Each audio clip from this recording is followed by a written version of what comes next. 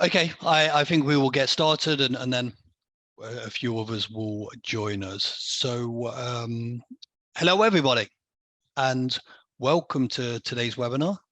We'll be talking about the differences in taxation between the UK and Portugal, and which is better from a taxation perspective, which I think will probably be quite evident as we go through this. But for those considering relocating, maybe from the UK to Portugal, but really regardless of where you're going, it's a complicated process, and we are here today to help you through that journey, provide a little bit of information to help you on that journey, but also we provide services to help you guide that as part of your relocation, financial planning. So for those watching who are considering that, please reach out and I'm sure we can help you out. And for those considering the relocation, we have run further webinars on Portuguese residency, visas, NHR, a few UK-based ones as well. So please visit our YouTube channel, Fiduciary Wealth, to access these. While you're there, please subscribe and you can get some free future content from us. We're doing webinars on a regular basis. And in addition to that, last week we launched our Money and Finance for Expats podcast. You can see it up there above us. That will be once a week, 10 a.m. UK time, maybe with a few bonus episodes here and there. So you can join that live on Facebook or YouTube, watch the recordings on YouTube, listen via Spotify, wherever you get your podcast content. So again, you subscribe to our YouTube channel, then you can get direct access to that on a weekly basis.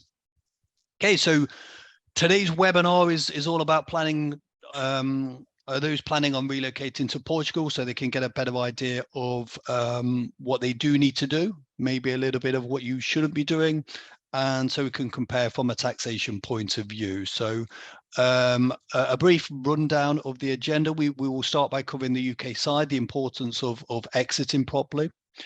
We'll do a quick comparison of the taxes between UK and Portugal. Then we will discuss briefly about the visas and residency and about the tax planning opportunities available. And again, briefly, we'll cover the NHR program.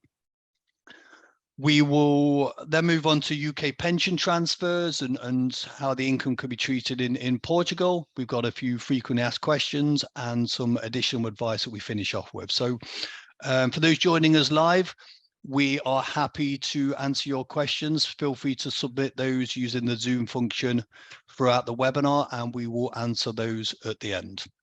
So a quick introduction just before we start for those who haven't spoken to us before.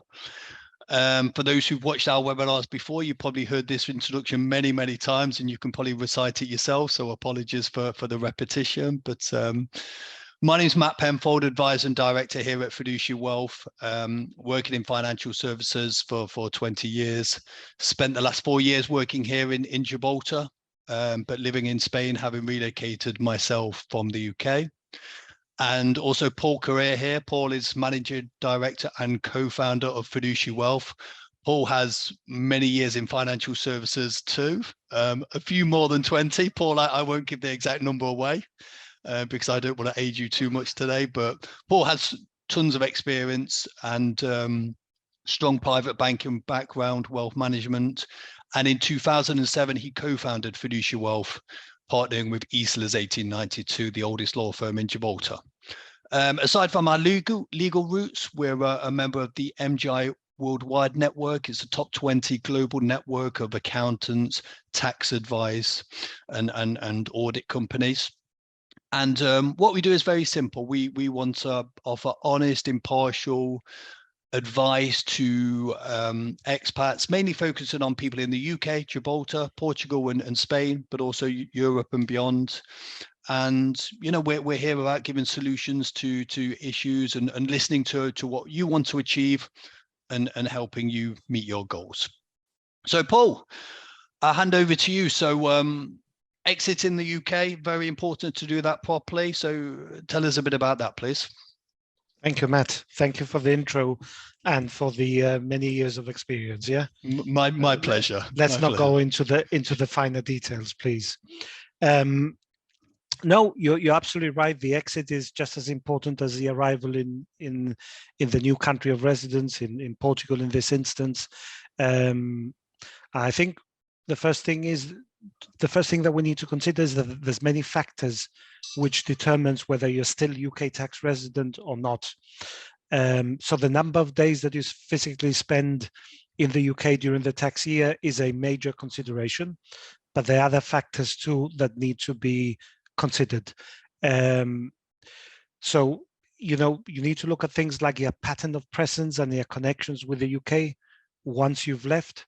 And this covers, things like family connections, property ownership, your working life and business interests, or even your social connections, membership of golf clubs and so forth. Anything that could potentially tie you back to the UK. It is the UK Statutory Residency Test 2013, which allows you to plan the date in which you become non-resident and determines how much time you can actually spend in the UK having left without re-triggering UK tax residency, right? And I think it's outside the scope of this webinar to consider and look at the different ties to determine how many days you can trip back. But we find that very often, whether it's children, grandchildren, or elderly parents, there's more often than not a need for the person who's moved abroad to trip back into the UK, and that should be the starting point of any discussion.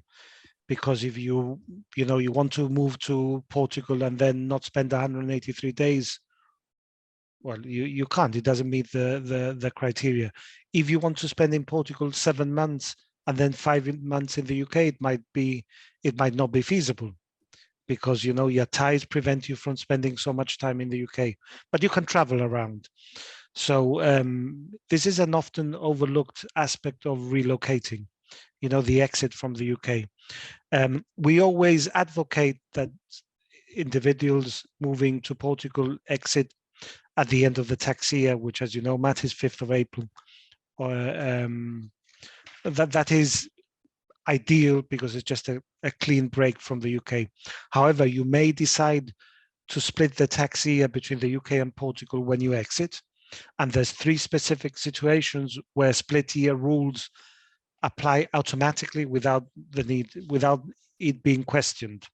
And that's when you have obtained employment overseas. So you're exiting the UK because you've secured a posting in Portugal in this instance. If your spouse or partner has secured a job in Portugal. And the third instance is when you sell your UK main residence, because the move becomes permanent, right? So then you can split the tax year and no questions are generally asked.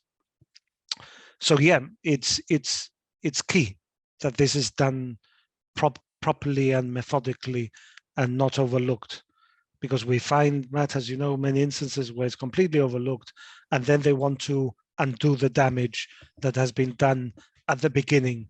Taking the first step is the most important one, and that's the exit. And people just want to, pack their bags and catch a plane to sunny Portugal.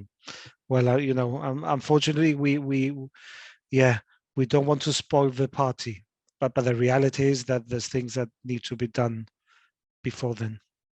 Perfect. Thank you. No, we don't want to spoil the party, but it's like any party. You better fashionably late, aren't you? Do your planning and then you arrive and the party begins. Absolutely. So that's important. And I think the other important part of the UK is, again, often overlooked, your UK domicile and how that links into UK inheritance tax. Because I think there's this misconception that, okay, I've left the UK, I'm a tax resident in Portugal now, then I don't need to worry about that. But that's not the case, is it, Paul? Well, it's a bit of an anomaly because Napoleonic law countries like Portugal base their succession tax, which is the UK equivalent of inheritance tax, it's based on tax residency. Whereas, Anglo-Saxon countries, UK, Ireland, and so forth, often base their inheritance tax on another concept, which is domicile of origin. But look, the good news, Matt, is that if you move to Portugal, there's no inheritance tax in Portugal for direct descendants or ascendants, yeah, that you want to gift your, it will be odd, but if you want to nominate your parents as the beneficiaries, if you were to die, that is completely exempt. The bad news, as I've just explained, is that you're likely to remain exposed to UK inheritance tax based on the domicile of origin. This is something you acquire at birth, and it's normally taken from one's father. And whilst you can, of course, you can claim and acquire domicile of choice by settling in a country with the intention to stay there permanently, but the rules are fraught with difficulty. There's no fixed rules. The burden of proof always falls on the individual to prove beyond any reasonable doubt that you have successfully acquired a domicile of choice. So to rely on that could be a big mistake.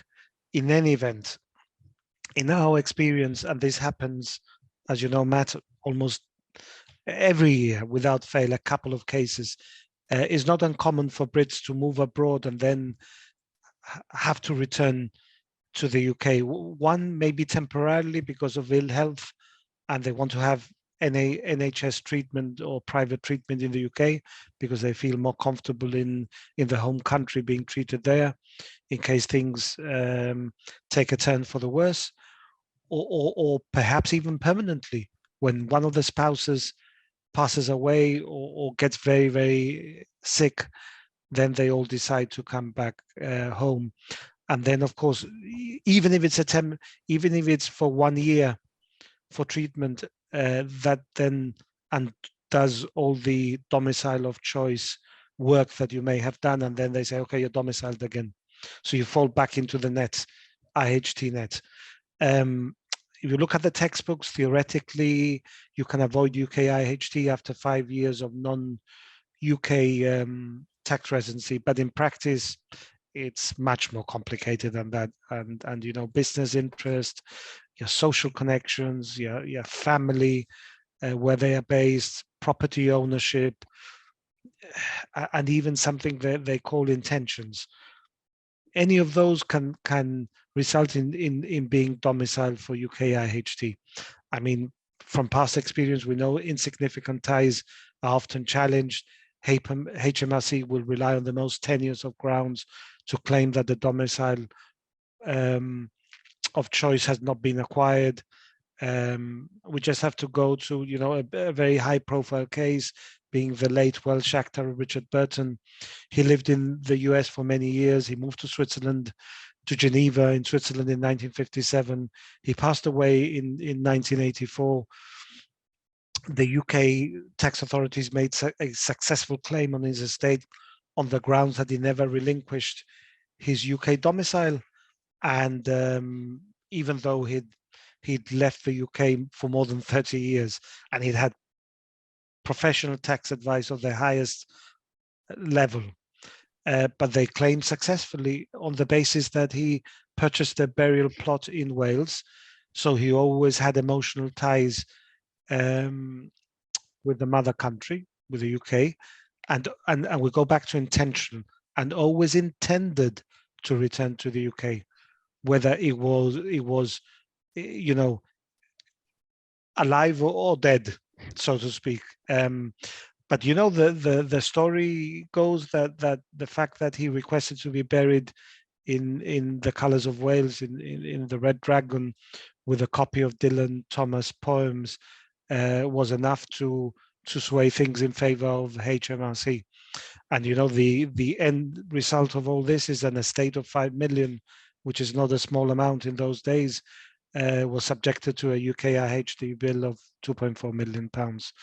Now, there's always a good ending, right, Matt? And the good thing is, once you become non-UK tax resident, an expat really has a number of tax planning opportunities to restructure the financial affairs, pensions, investments and savings in such a way which either reduces or eradicates any exposure to UK inheritance tax.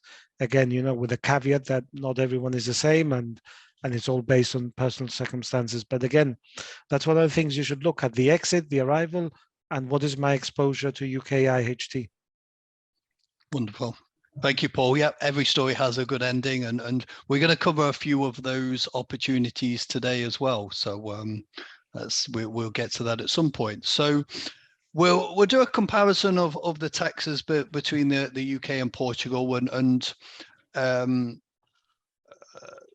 I guess the good news is, not for us delivering this webinar, but the good news is in Portugal, there's two tax situations that you need to be aware of. There's their normal taxation, which is, the equivalent of the UK, but then there is the NHR scheme, the non-habitual regime, which is a tax scheme aimed at expats. Now, we'll explain the NHR a little bit later, but in very brief terms, that gives an expat 10 years of tax breaks from their arrival, and it does reduce the amount of tax that you may be liable for. So Paul's nicely covered inheritance tax for us. So, there's no inheritance tax in Portugal if you are passing to your direct descendants or ascendants, but you need to be mindful of UK inheritance tax, which we know is 40%. So we move on to income tax. Now, this is very similar between Portugal and the UK. It works in a very similar way in Portugal, in the sense that we have the bands. The more you earn, the higher rate you're paying. So these range between 14.5% and up to 48%. And there is a basic allowance like we have in the UK, where there's no tax applied, but it's much lower in Portugal. It's just over €4,000. Now, that's a normal taxation under NHR. So that first 10-year period, if you could successfully obtain NHR. Foreign sourced income, if it's taxed in the country of origin, then there's 0% tax in Portugal. If it's income derived in Portugal, then it's just a flat rate of 20% on the income. Capital gains tax is an interesting one. In the UK, it's 18 or 28%, depending on your levels of income. Portugal is very high. It's 28%. And also, we have to bear in mind in Portugal a few things. In the UK, we might be used to tax wrappers like ISAs, which shelter your investments from capital gains. As soon as you exit the UK to Portugal or any other destination, then the ISA benefits no longer apply. So the wrapper is no longer there. So you've got an open exposure in that investment, and therefore in Portugal you have to pay capital gains rate at 28%. The other side of that is NHR, which I've mentioned. There's no benefits to your capital gains rate during NHR. It's the one aspect of taxation that hasn't really been covered in Portugal by NHR. Whether that's by design or it was overlooked, we're not sure. But it does mean that you have to plan and structure things properly. And there are options available, which conveniently we will get to later. The next is dividends. Now, dividends in Portugal, again, they're taxed at the same rate as capital gains, 28%. Which compares to the UK varies between kind of 8.75 and 39.35. But an interesting one, a very interesting one with dividends is during NHR, so again, this 10-year period, if you are in receipt of dividends from a UK company, but you're a Portuguese resident under NHR, because of a quirk of the double taxation agreement, it is possible to be able to draw on those dividends without taxation in the UK and Portugal. So to receive those dividends free of taxation. So that's a very interesting one. And for somebody who are able to draw dividends from a UK company and are considering relocating, that could be a really interesting option for you, and something we'd happily talk to you about on a one-to-one conversation. We have VAT as well. That's slightly higher in Portugal. It's 23% compared to 20% in the UK. So really important. You need to consider as part of your planning when planning to relocate your level income, the sources these are coming from, what options you have to legitimately reduce that, how you can take advantage of the NHR scheme. And we'll talk about pension income a little bit later as well, because pension income would under NHR, it's only 10%. Outside of NHR, it's added to your income tax band. But there are options to reduce that even further down from that 10%, and we will cover that a little bit later as well. So of course, the point of this webinar is to provide you information and guidance, but tax, especially when we're taking into account 2 jurisdictions and you're relocating to a new place, is of course very complicated, and that's why it needs to be assessed on a one-to-one basis. So we move on to the next section, and visas. Post-Brexit, us Brits will need a visa to relocate to Spain unless you happen to have access to an EU passport or a spouse who does. Now, we won't go into too much detail about the visas today. We've covered them extensively in a previous webinar. So if that's something that you need information on, visit our YouTube and you can access the information there. So in brief, if you're retired in receipt of passive income, you should be looking towards a D7 visa. If you maybe want the flexibility to come and go as you want in Portugal, but don't necessarily want to spend enough days there to make you tax residents, but you want free access to the Schengen area, then you can look at the golden visa, although that involves an investment in Portugal, which is generally of €500,000 in property or qualifying in investments. Now, if you're still working, there's a few options to consider. The golden visa is an option if you've got enough money to invest. You could potentially look at the D7 visa if you can also demonstrate that you've got enough passive income to sustain yourself in Portugal. The other options are if you have a Portuguese employer, they can access a visa on your behalf. Or if you're looking to establish a kind of tech-driven business in Portugal, you can look at the D27 visa, the D2 visa. Finally, they've last month they released the digital nomad visa. So this is very new. The conditions of that are still coming through. But that may be something that you want to investigate, and again we can look at that with you.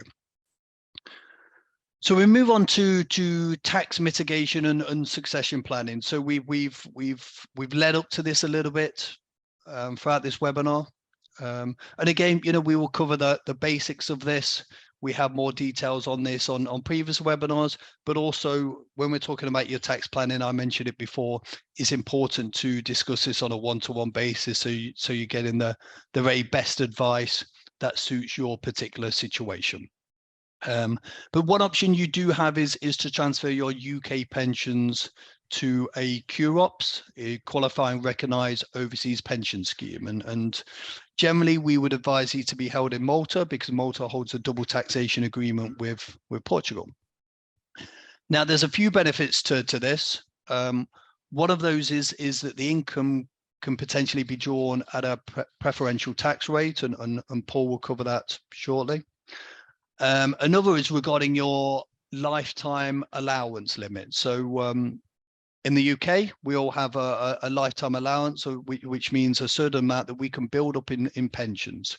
If you go above that limit, which at the moment is 1,073,100, then you'll be hit by a tax charge. That's either 25% if you take that income, or 55% if it's in a lump sum. So at some point in your life, you will have what they call a benefit crystallization event. This is where they assess the amount of your pension benefits, and if you're over that limit. This will happen at some point. You can't avoid that. And one of these occasions is when you transfer your pension to a overseas pension scheme. So you make the transfer and you are assessed then. So if you are very close to that limit, transfer your pension as soon as possible. And then after the transfer happens, your pension can continue to grow in value and there's no further assessment or tax charge. Likewise, even if you're above that limit, better to transfer as soon as possible, and then your pension can continue to grow and there's no further assessment on there. So very interesting to help manage that. And the lifetime allowance has been frozen for some time. It's going to continue to be frozen. We're encouraged to build up pension benefits in the UK, but then they have this additional barrier in there. So it's a nice way to work around that. And that's available at the moment. And Paul will explain a little bit later about the challenges people may face with that. The second option is a QNOPS. So that's a qualified non-UK pension scheme, very similar to a QOPS in the sense that it has the same tax benefits. And both these pensions that the death benefits are more generous than a UK pension. What we mean by that is if you pass away 75 or over in the UK, then your beneficiaries have to pay marginal tax at their marginal tax rates when they draw that pension. If you have an overseas pension scheme and you pass away regardless of your age, if your beneficiaries are there in Portugal with you, they can continue to draw the pension at this generous tax rate that we will explain later. So back to a QNOPS. So a QNOPS is very similar to a QOPS. The big difference is that a QNOPS is funded via lump sum investment. A QOPS is funded through transfer of your UK pensions. A QNOPS is funded via a lump sum investment. And an interesting reason to do so is we take you back to earlier, we talked about your UK domicile, your exposure to UK IHT. A QNOPS is a pension scheme. So if you fund this pension scheme, any money or assets held within that are completely outside of your estate for UK inheritance tax. Immediately, as soon as you make that investment, even if you return to the UK at a later date. So if you are above that UK inheritance tax threshold, a QNOPS is a very strong planning tool you can use against that. Now, the QNOPS needs to be set up as a genuine retirement scheme. What we mean by that is the funding needs to be in line with your age, wealth, and income requirements. So you can't say it's, for example, age 75, I'm going to put 90% of my net wealth in a QNOPS. That won't work. That's an IHT fudge. But if the younger you are, the more you can fund, and it can provide you with a retirement income, but it also can help mitigate against UK IHT. Now, the final thing I will talk about today is the Portuguese compliant bond. Now, I mentioned earlier that ISAs in the UK, they are no longer valid once you exit the UK. So the closest alternative we have is the Portuguese compliant bond. So it's a wrapper around assets that you invest in there. And the benefit of that is any assets within that can continue to grow free of capital gains tax, which can happen with a QNOPS as well. And we talked about capital gains at 28% in Portugal, very high. You have your assets in a QNOPS or a Portuguese compliant bond, they can grow free of immediate tax. And with the Portuguese compliant bond, you only pay tax when you make a withdrawal from that. And you only pay tax on the gain element of the withdrawal. That's very important, only the gain element. And if you hold the assets for enough time, the tax rate you pay on that reduces. So it starts at 28%, normal capital gains rate. Now this rate reduces in year 5 and reduces again in year 8 down to just 11.2%. So it's designated for someone who wants to hold the assets for a reasonable time period. They want to make a surrender. If they can wait until 8 years, then they make that surrender. The bond providers calculate what is return of capital. There's no tax on that. And then the element is gain. And if it's after 8 years, you apply, or they apply 11.2% tax just on the gain element, and you receive the proceeds after that. So it's very useful in that sense. And the QNUPs and the Portuguese compliant bond, there's one aspect that is sometimes overlooked where they can be very useful. And this is maybe something for further down the line for those who relocate in, but it's very worth considering. So in the UK, we have our main home. We sell this, there's no tax to pay. In Portugal, the same applies, but only if you reinvest that money. So if you've got your main home, it's worth €500,000, you buy a new home for the same amount or more, you don't pay any tax on the gain of the old home. But for those who want to sell their property and maybe they want to then start renting, what is very common, people want to sell their property and downsize, then if that investment in the new property is less than the sale value of the old property, then there's a calculation that takes place and you will pay tax on part of the gain element. Now, a way to potentially avoid that is if you invest those proceeds in a qualifying investment structure, which the QNUPs and the Portuguese compliant bond is, then you won't have that capital gains bill. So there's another feature where you can use either of those products and it works very well for you. So they can be complicated. We can make it very simple for you, explain how it can work for you, assess your situation. So please reach out for us and we can have a more in-depth conversation. And then finally, I've mentioned NHR. So we've covered the tax benefits in brief about NHR.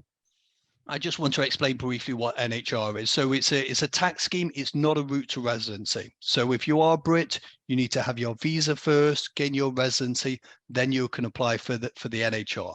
And so it's a non-habitual residency scheme.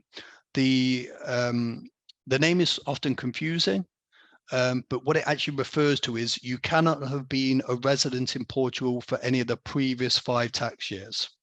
You, of course, if that's not the case and you become Portuguese tax resident, then you can apply for NHR and take advantage of these 10 years of tax breaks. And the NHR is wonderful, but you've got to make sure that your assets are structured properly to really take advantage of those tax breaks during NHR and plan for what will happen afterwards if you plan to spend that time in Portugal. So we've covered that area in brief. So Paul, I think I've talked far too much and people are probably fed up of my voice, so I'll pass back to you. So UK pension transfers, what are the options available? What are the problems people may have with that? And how is that pension income taxed? Well, the UK pension industry is facing a number of headwinds, and that impacts on expats wanting to transfer the UK pension benefits across to Portugal or wherever it is that they are moving to. And the first one is the new UK pension transfer regulations, which were introduced exactly a year ago in November 2021. It's called the UK Pension Schemes Act 2021. And basically what it does, it enables pension seeding scheme trustees to refuse a UK pension transfer on the basis that there is an increased risk of pension scamming. Now that's the rationale, right? I think it's being the way we see it is that there's interest both on the part of the UK pension industry, because they're losing a lot of managed pension assets from the UK to third countries because people are moving abroad. So the UK pension industry has been lobbying the UK government to make it tighter, the actual movement of pension funds to the EU or elsewhere for that matter, because they have they have an interest in retaining those pension assets and managed in the UK. And then similarly, one could argue that the UK government also has an interest in making it as difficult and as cumbersome as possible, the actual transfer of UK pension benefits. If you think about it, Matt, one receives tax relief for contributions towards UK pension schemes. And when it comes to pension drawdown, and that's when the UK HMRC, the UK Exchequer, stands to benefit from the tax relief it's given throughout one's working life. That's when they transfer abroad, right? And there's no tax revenues for the UK exchequer. So they are losing out. So I think, yes, there's been pensions coming in the past, and yes, it had to be tightened up. But I think it's more a pretext to try and slow down the process to the point that, they wear you down. So it's becoming very, very difficult to get your UK pension transfers across to a suitable, qualifying, recognized overseas pension scheme, which improves tax efficiency considerably. We're experiencing the processing times are getting longer and longer because there's due diligence to satisfy and enhanced due diligence, and it can take over a year. So if someone is planning to move to Portugal, the advice I would give is to, and because remember, the spirit of the rules of Europe allows you to start the process, in fact, to even transfer 12 months before you exit the UK. And because of the time lags we're experiencing, you might as well start the journey early. Yeah, that would be one advice. And then the second area of concern is the overseas transfer charge, which, as you know, was implemented by the UK government in 2017, which meant that if you made a UK pension transfer to a third country outside the EU and the EEA, you paid a tax charge of 25%, which is a considerable sum of money. But at the time, the UK was a member state of the European Union and therefore subject to the four freedoms. One of the four freedoms is the free movement of capital, which covers pension funds as well. And they would have been in breach of one of the freedoms if they were to impose an OTC charge on pension transfers. But now, remember that we've Brexited, and there's no reason why the UK government cannot extend that OTC charge beyond, third countries and decide to include the EU and EEA. And there's been tensions since Brexit between the UK and the EU. And if we resort to tit for tat, reprisals, then this could be one area that they target. So again, don't take it for granted that this OTC charge, that you'll be exempt if you move to Portugal. You never know what might happen further down the line. So I mean, those are the two main things, and of course, defined benefit transfers that the Financial Conduct Authority in the UK is increasingly against, and makes it extremely difficult for any defined benefit transfer to be made unless you're an insistent client. And maybe the fourth point would be, that cash equivalent transfer values for defined benefit schemes have dropped in value because they work based on the UK gilt rates. That's how actuaries value, defined benefit transfer values. It's based on the UK gilt rate, and with UK rates going higher, I think in the last few months we've seen cash equivalent transfer values drop 30%. So it's not as interesting now, right? Yeah. And of course, we expect a pivot maybe in 2023 where they'll be forced to lower rates again. But for now, it's making it increasingly unappealing to make a defined benefit transfer. I think we squeezed the last two, Matt, in the last few weeks, right? Before the last UK rate increase. But I think values are being decimated now by rising interest rates. Of course. But okay, thanks, Paul. But with all your stories, that was a lot of bad news, these barriers, but it can happen. And for those who are able to transfer their pensions or maybe look at an overseas scheme like a QNOPS, there are some benefits when you come in to draw that pension income in Portugal, Paul. Yes. I mean, in Portugal, the amount of tax you pay on a pension drawdown depends, subject to interpretations, is not always clear-cut, on whether the pension contributions which funded your QROP scheme or your UK pension fund before it's transferred, whether it suffered any personal tax. In other words, were those contributions which funded your UK pension fund paid from your after-tax earnings? So you've paid your tax, and then from your net salary, you make contributions to your scheme. If it is, then they are treated more favorably, and you can issue short-term temporary annuities, which I'll explain how it works in a minute. However, if they are employer contributions, then you pay at their marginal rate, and the treatment is completely different for tax purposes. So let me emphasize it again. Contributions made by the employee from their net salary can be structured as short-term temporary annuities and pay tax of just 1.5% for 10 years under the non-habitual residency regime. Post NHR, the tax liability on those pension drawdowns is between 2.175% and 7.2%, completely dependent on the amount of income that you have produced or have declared in that assessable tax year.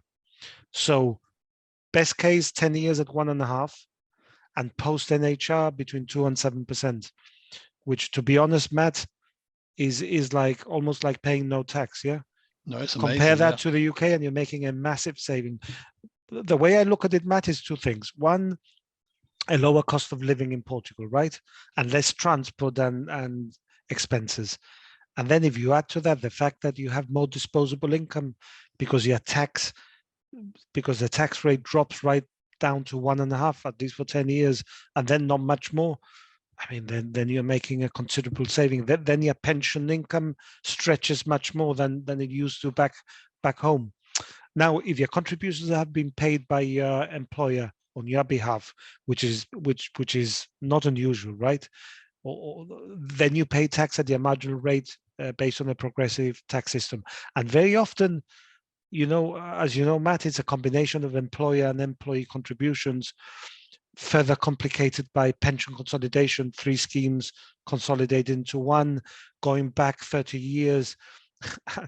And for the UK, for the Portuguese tax authorities, it's quite complicated opening the bonnet and then trying to decipher where it came from. And remember, there's capital growth as well on those investments, pension fund investments to factor in too, and to try and disentangle, so that the tax treatment can often be a bit difficult to foresee for those reasons. Yeah, it depends how diligent they are and how detailed they get, and when they open the bonnet, if they go right down to the finer detail. Absolutely. Wonderful.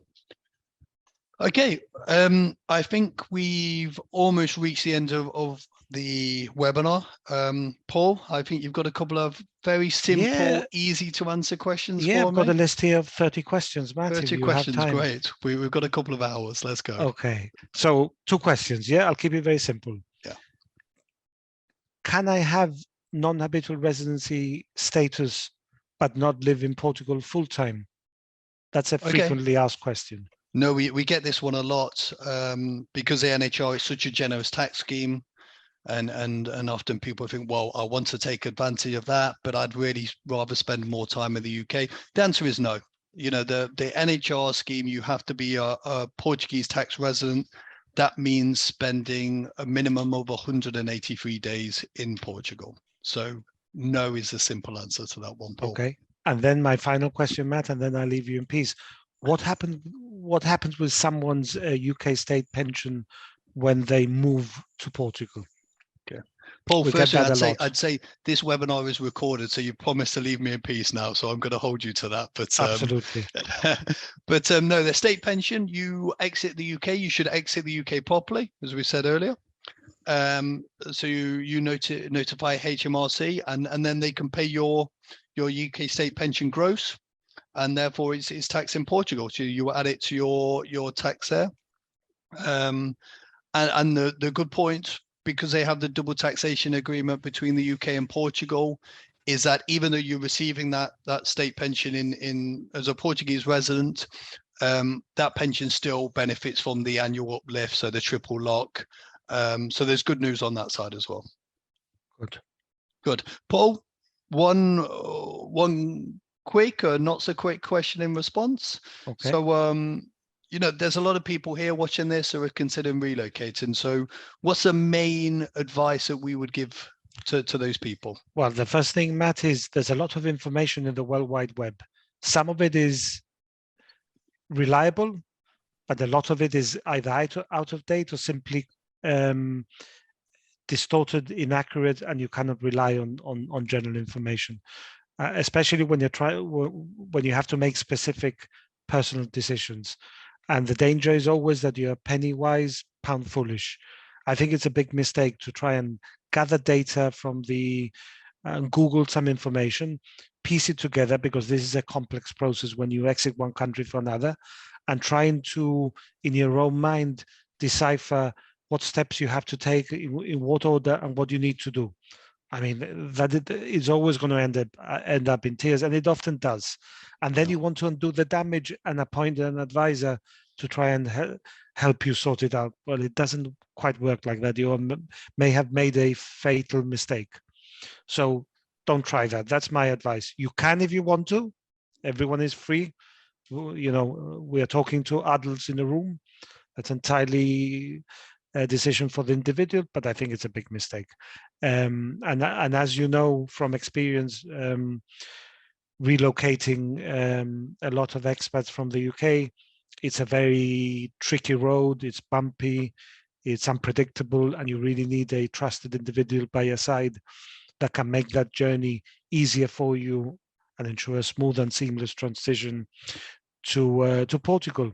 I understand completely, Matt, that you build trust with an advisor in the UK over many years, and the trust account, the emotional trust account, is heavily in credit, and then suddenly you have to end that relationship because they're no longer regulated to give any advice in the new country of residence.